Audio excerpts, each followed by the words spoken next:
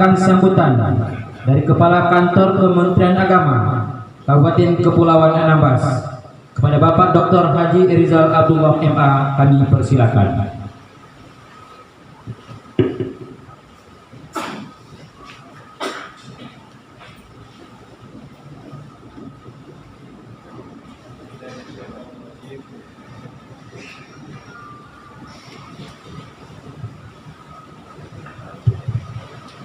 Bismillahirrahmanirrahim. Assalamualaikum warahmatullahi wabarakatuh. Waalaikumsalam. Alhamdulillahirabbil alamin. Wassalatu wassalamu ala asyrofil anbiya'i wal mursalin wa ala alihi washabbihi ajma'in. Amma ba'du. Yang sama-sama kita hormati Bapak Bupati Kabupaten Kepulauan Anambas.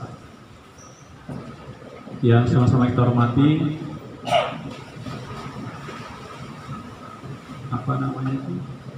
jabatan Mutasar Dewan Masjid Indonesia Provinsi Kepulauan Riau,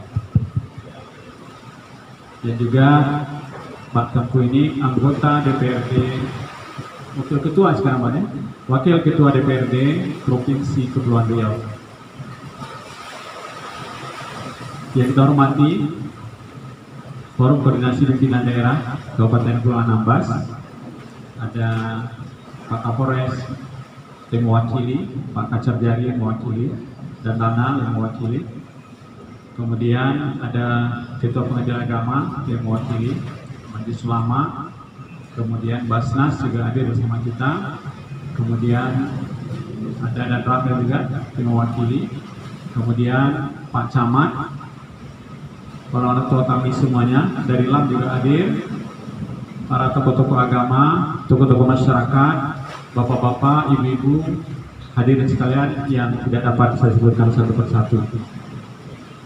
Mari kita bersyukur kepada Allah SWT atas segala nikmat, rahmat dan karunia Allah berikan kepada kita. Alhamdulillah hari ini kita bisa membuka kegiatan musyawarah daerah Dewan Masjid Indonesia Kabupaten Kepulauan Anambas. Ini kepengurusannya yang periode pertama kemarin sudah selesai masa baktinya bulan Januari, dan tetapi musyawarahnya untuk kelanjutan pengurus yang berikutnya mudah-mudahan hari ini sukses lagi memilih pengurus yang kita harapkan bisa menggerakkan organisasi ini dengan baik.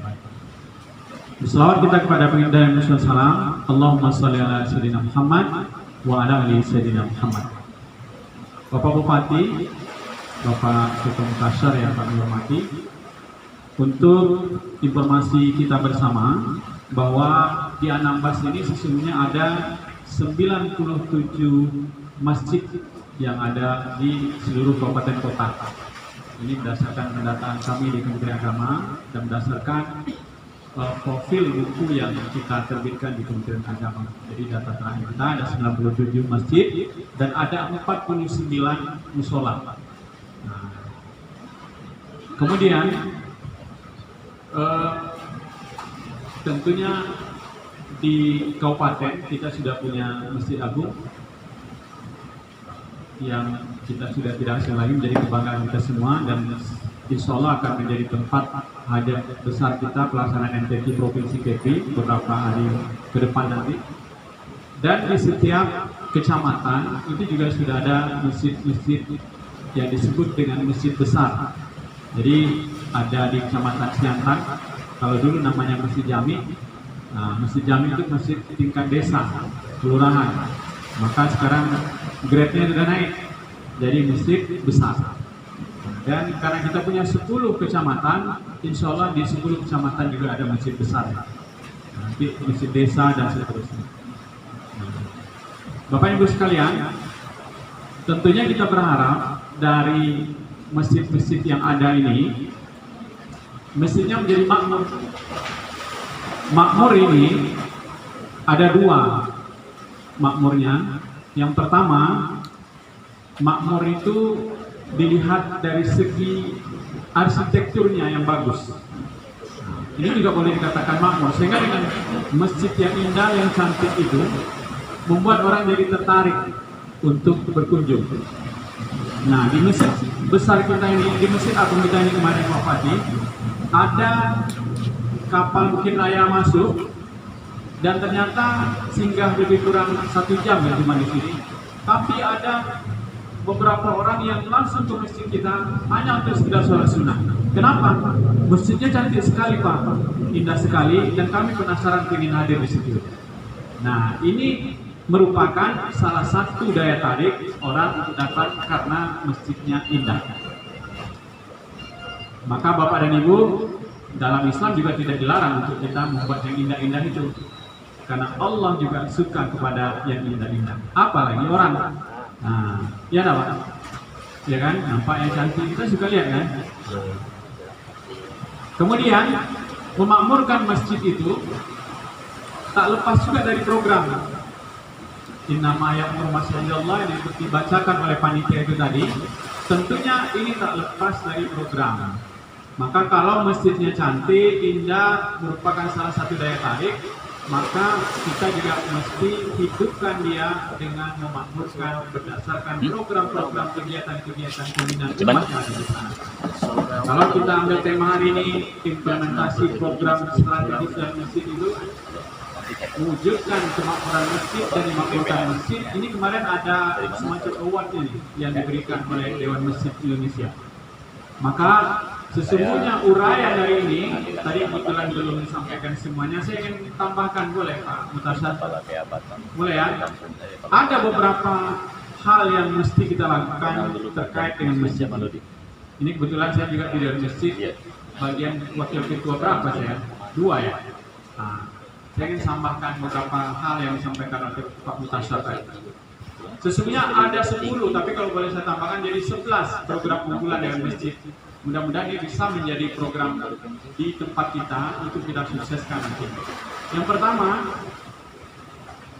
perbaikan sistem pengeras suara atau akustik masjid. Pernah nggak terjadi sambutan Pak Bupati di masjid, mesinnya tiba-tiba soundnya mic-nya lah yang suaranya hilang, atau ada masjid yang besar di depannya orang dengar, tapi di tengah di belakang orang tak dengar suaranya. Ada nggak Pak? Ada kan seperti itu. Maka sesungguhnya ini juga menjadi program prioritas dari Dewan Masjid, bagaimana masjid-masjid yang ada itu soundnya bagus, sehingga kalau Pak Ustadz ceramah nggak capek Pak, karena kalau mic-nya tak bagus itu capek juga. Ustadz semangat gini, jemaah kok diam saja, Ustadz bikin lucu kok nggak ada yang ketawa, rupanya yang lain nggak dengar. Nah, ini juga problem juga, jadi tidak semangat Ustadz untuk menyampaikan dirinya. Kemudian baru ceramah setengah jam kok suara Ustadznya habis, rupanya teriak-teriak dia di situ. Karena apa? Mic-nya tidak bagus. Maka kalau bisa program Dewan Masjid nanti ceklah, jalan-jalan lah ke masjid-masjid. Kalau memang ada mic yang tidak bagus, barangkali ada solusi bagaimana. Mungkin ada maintenance yang kita bawa, atau kalau perlu ada program untuk pengadaan alat-alat tersebut. Yang kedua, Bapak Ibu sekalian, ini karena sekarang eranya era digital, maka pembuatan aplikasi masjid dan media digital ini juga perlu. Bagaimana supaya orang tahu nih, tinggal kita klik. Sekarang juga ada nih, kalau kita sampai di satu daerah, kita klik masjid, maka keluarlah masjid mana yang terdekat dengan kita. Jadi ini salah satu contohnya, dan ini ada di aplikasi biasanya di bank-bank itu. Kalau kita punya mobile banking itu pasti ada. Nah, di tempat kita juga kalau bisa aplikasinya kita punya. Jadi kalau orang mau tahu masjid kita seperti apa, profilnya semuanya bisa nampak. Tapi tidak harus semua, mungkin contohnya satu, mudah-mudahan ada di tempat kita. Mudah-mudahan di masjid Baitul Ma'mur atau di masjid yang lain. Yang ketiga, Bapak Ibu sekalian, ini yang tidak kalah pentingnya adalah kampanye masjid bersih dan sehat. Nah, ini kan nggak enak juga kita kalau masuk ke toilet. Kalau pakai masker mungkin tidak terlalu tercium gitu kan. Tapi kalau tak pakai masker, aroma yang tak sedap itu tercium. Atau ada toilet yang warnanya mungkin sudah lama, ciri-cirinya tidak dibersihkan. Nah, ini sesungguhnya perlu juga ada kepanjang seperti ini. Apalagi kalau kita di daerah-daerah yang menjadi persinggahan. Kalau ada orang singgah, mungkin sesekali dia ke masjid itu, tahu-tahu toiletnya bau pula, lingkungannya tidak bersih, ini tentu akan menimbulkan kesan yang tidak baik. Maka Dewan Masjid, kalau boleh kami sarankan, adakan kampanye yang bersih-bersih ini. Kalau dari Kementerian Agama, biasanya kita mengambil momen hari-hari besar, kita buat edaran untuk adakan gotong royong membersihkan masjid. Walaupun saya tahu di beberapa masjid kita ada ujian-ujiannya untuk membersihkan itu. Tapi kadang-kadang tak kuat Pak untuk membersihkan hal yang seperti itu. Kalau kita tadi bicara Jogokarian, di Jogokarian itu di setiap WC itu ada nama pengurusnya Pak. Nah, pamannya Pak Camat, namanya ditaruh di masjid di WC ini, Eliza di WC ini. Kami tanya ini kenapa kok ada nama pengurusnya di situ? Katanya ini Pak, setiap pengurus bertanggung jawab membersihkan WC ini. Kok tidak orang gajian aja? Itu terserah dia nanti Pak mau menggaji orang tidak. Kenapa? Ternyata mereka terinspirasi dari sejarah Rasul. Rasul pernah singgah dan setiap dia sampai di satu tempat ada saya lupa nama tempatnya. Tapi dia singgah di satu tempat dia untuk sholat di situ di salah satu musolanya. Dan di situ ada tukang kebersihannya, petugas kebersihannya kalau saya nggak salah namanya, dia namanya. Singgah dari situ dan setiap dia datang dilayani oleh ibu ini. Dia nampak masjidnya bersih, makanya sering singgah ke situ. Nah, suatu hari Rasul pergi ke sana lagi, tapi dia tidak ada lagi yang melayani dia seperti itu dan masjidnya kelihatan agak kotor. Lalu dia bertanya kepada sahabat yang lain yang ada di situ, ini kemana nih yang biasa bersih-bersihkan masjid? Oh ya Rasulullah, ibu itu beberapa hari yang lalu sudah meninggal. Apa yang dilakukan oleh Rasul? Ternyata Bapak Ibu sekalian, Rasul selesai dia ibadah di situ, dia bilang antar saya ke kuburannya. Dan sampai di sana dia berdoa khusus untuk ibu yang tadi petugas kebersihan itu. Jadi sesungguhnya petugas kebersihan masjid itu bukan orang sembarangan juga. Rasul sampai berziarah dan mendoakan khusus untuk dia. Begitu mulia sesungguhnya orang-orang yang bagian kebersihan, terutama yang bagian bersih. Ini Bapak Ibu sekalian, jadi kampanye masjid bersih dan sehat. Yang keempat, ini sesuai dengan tema pemberdayaan ekonomi masjid. Jadi memakmurkan masjid dan dimakmurkan masjid. Maka sesungguhnya kalau kita lihat di Batam itu ada masjid Jabal Arafah. Kita lihat di bawahnya itu banyak orang jualan-jualan. Masjidnya juga sering ada kegiatan agama, bukan hanya sholat Jumat dan khutbah Jumat, tapi juga khutbah yang lain. Maka barangkali di Anambas ini, di kabupaten atau di salah satu di kecamatan itu ada satu masjid yang bisa menjadi pilot proyek. Supaya apa? Jadi masjid itu bukan hanya makmur, tapi juga bisa memakmurkan. Ada mungkin orang jualan atau ada apa itu koperasi atau sejenisnya, sehingga dari situ nanti bisa menghidupkan masyarakat yang ada di sana. Atau boleh juga, ini juga salah satu program yang masjid sesungguhnya. Masjid yang infaknya besar bisa mensubsidi masjid-masjid yang infaknya kecil. Nah, sehingga masjid-masjid itu kegiatan jadi hidup. Jangan dulu pernah ada di media ada salah satu masjid setiap hari besar dia umumkan infak kami ini 1 miliar rupiah katanya kan itu. Tapi masjid-masjid yang lain banyak tidak. Ternyata begitu dicek uangnya cuma laporan masjid kemana-mana. Jadi masalah jadi. Dan Basnas tuh waktu itu menentukan seluruh permohonan untuk permintaan zakat dari daerah itu kami tidak membantu. Kenapa? Masjidnya banyak duit kok. Ada ya Pak ya? Nah, saya nggak usah sebut lah masjid di mana. Kemudian Bapak Ibu sekalian, perbaikan manajemen masjid ini juga perlu, karena masjid kita kadang-kadang administrasi segala macamnya nggak jalan. Nah, sekretariatnya juga nggak ada. Ini perlu manajemen persuratan dan segala macamnya, ini juga perlu diatur. Pelatihan manajemen masjid saya kira ini juga perlu. Kemudian sertifikasi tanah wakaf masjid. Di Batam Bapak Ibu, periode sebelum saya dan pada saat saya di kepala kemenang di Batam ini kita kerjasama dengan BPN Pak.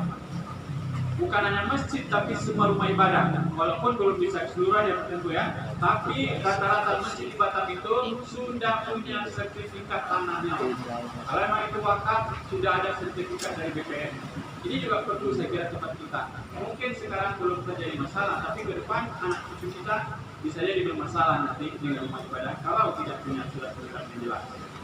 Kemudian arsitektur masjid ini juga mesti perhatikan kondisi lingkungan dan lain-lain.